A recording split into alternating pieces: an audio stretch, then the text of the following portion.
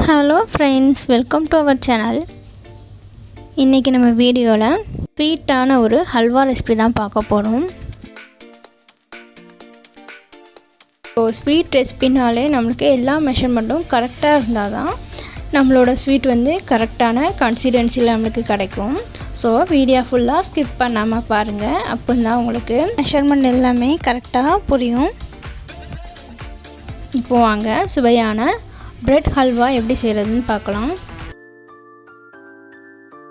அதுக்கு நான் இதே மாதிரி அகலமான பாத்திரம் எடுத்திருக்கேன். அதில் 300 கிராம் அளவுக்கு கீ சேர்த்துருக்கேன். ப்ளஸ் அதோட 50 கிராம் அளவுக்கு தேங்காய் எண்ணெயுமே சேர்த்துருக்கேன். ஸோ டோட்டலாக இது வந்து 350 கிராம் அளவுக்கு இருக்குது.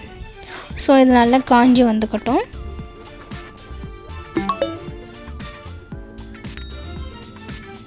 இப்போ நம்ம இதில் ப்ரெட்டை போட்டு பொரித்து எடுத்துக்கலாம்.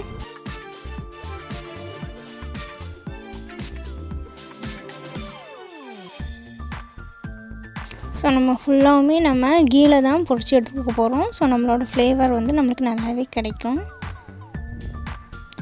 இதே மாதிரி லைட்டாக செவந்ததுக்கப்புறமா நம்ம எடுத்துக்கலாம்.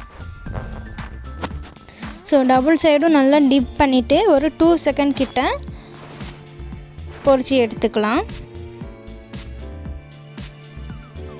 ஸோ நம்ம இதே மாதிரி பொரிக்கும் போது அந்த ப்ரெட் வந்து அந்த கீயை நல்லாவே அப்சர்வ் பண்ணிடும். ஸோ அந்த 2 பேக்கெட் ப்ரெட் எடுத்திருக்கேன் இன்றைக்கி. நான் பெரிய சைஸ் இருக்கும்ல 20 ரூபீஸ் பேக்கெட், அது வந்து 2 பேக்கெட் எடுத்திருக்கேன்.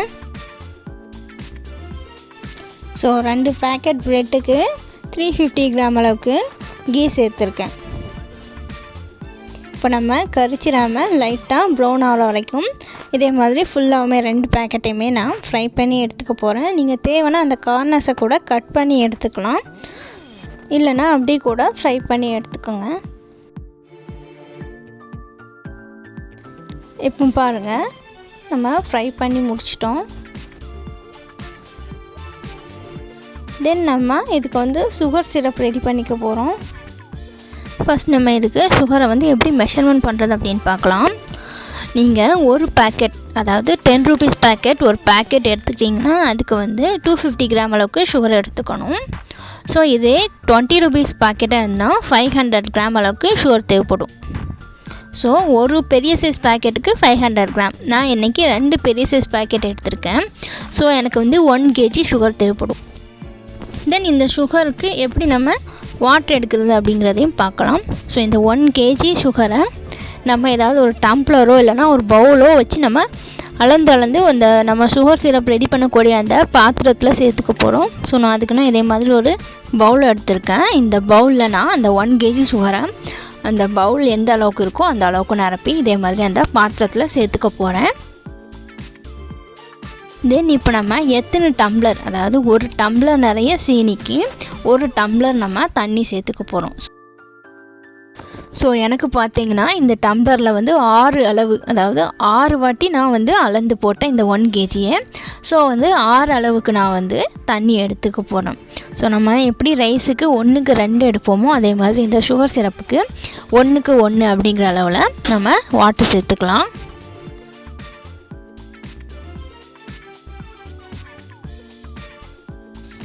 தென் நம்ம இதை அடுப்பில் ஏற்றிட்டு நல்லா அந்த சுகர் கரையிற வரைக்கும் மிக்ஸ் பண்ணி விட்டுக்கலாம்.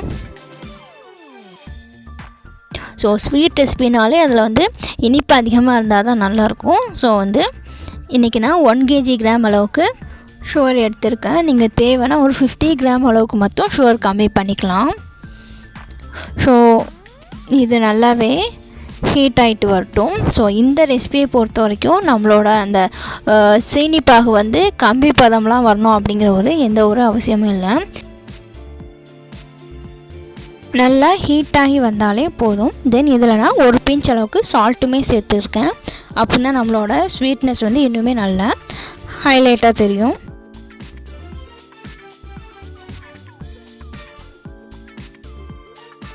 ஸோ இப்போ பாருங்கள், நம்மளோட சுகர் சிரப் நல்லாவே ஹீட் ஆகி ஆவி வர ஆரம்பிச்சிட்டு இந்த ஸ்டேஜில் நான் பொரிச்சு வச்சுருக்க ப்ரெட்டை இதே மாதிரி சேர்த்துக்க போகிறேன்.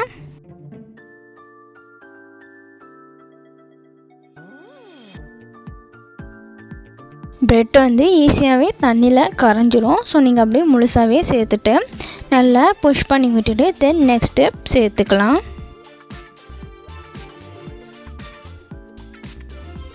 ஸோ நம்ம சேனலை பொறுத்த வரைக்கும் இதே மாதிரி சின்ன சின்ன ரெசிபி வீடியோ, அது மட்டும் இல்லாமல் டைலரிங் வீடியோஸுமே போட்டுறோம். ஸோ நீங்கள் குக்கிங் அண்ட் டைலரிங் ரெண்டுலேயுமே இன்ட்ரெஸ்ட் உள்ளவங்களா இருந்தால் கண்டிப்பாக நம்ம சேனலை சப்ஸ்கிரைப் பண்ணிவிட்டு பக்கத்தில் இருக்க பெல் ஐக்கனையுமே கிளிக் பண்ணிக்கோங்க.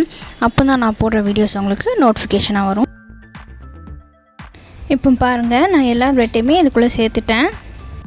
இது எல்லாமே ஒரு 5 to 10 மினிட்ஸில் நம்மளோட தண்ணியோட நல்லா மெல்ட் ஆகிடும். ஸோ நீங்கள் இதே மாதிரி நல்லா பரட்டி விட்டுட்டே இருங்க.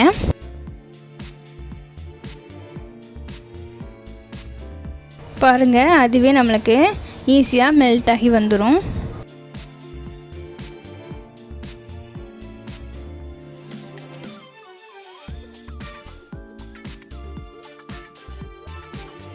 தென் இந்த ஸ்டேஜில் நான் இந்த ஸ்வீட்டுக்கு தேவையான கலருமே ஆட் பண்ணிக்க போகிறேன். இன்றைக்கி நான் ஹல்வா கலர் தான் எடுத்திருக்கேன். ஸோ 1 ஸ்பூன் கிட்ட ஹல்வா கலர் சேர்த்துக்க போகிறேன்.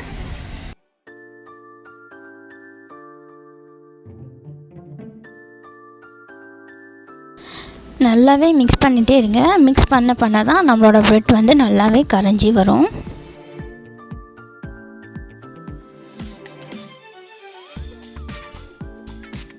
ஸோ இப்போ பாருங்கள், நல்லாவே கரைஞ்சி நம்ம ஃபைனல் ஸ்டேஜுக்கு வந்துட்டோம். இப்போ நம்ம பிஸ்கட் வந்து இதோட ஆட் பண்ணிக்க போகிறோம். ஸோ நீங்கள் வந்து ஒரு பேக்கெட் பிஸ்கட்டில் மொத்தமாக இதை வந்து நம்ம மிக்ஸி ஜாரில் போட்டு நல்லா பவுடர் பண்ணி வச்சுக்கலாம்.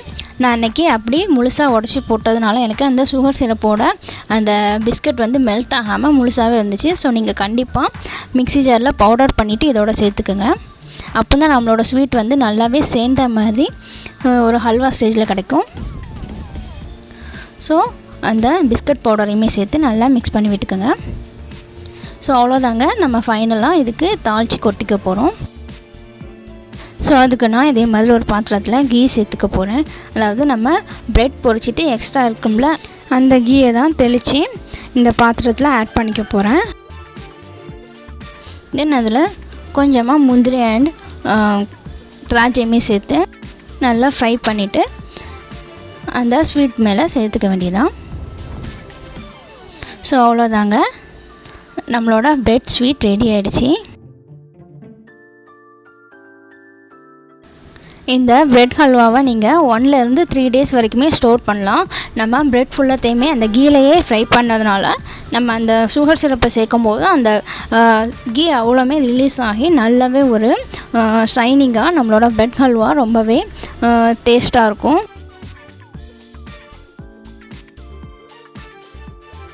ஸோ கண்டிப்பாக இந்த ரெசிபி ட்ரை பண்ணி பார்த்துட்டு எப்படி இருக்குன்னு கமெண்ட் பண்ணுங்கள். இந்த வீடியோ உங்களுக்கு பிடிச்சிருந்தா இந்த வீடியோக்கு ஒரு லைக் பண்ணி உங்கள் ஃப்ரெண்டுக்கும் ஷேர் பண்ணுங்கள். நெக்ஸ்ட் ஒரு யூஸ்ஃபுல்லான வீடியோஸில் மீட் பண்ணலாம். தேங்க்ஸ் ஃபார் வாட்சிங்.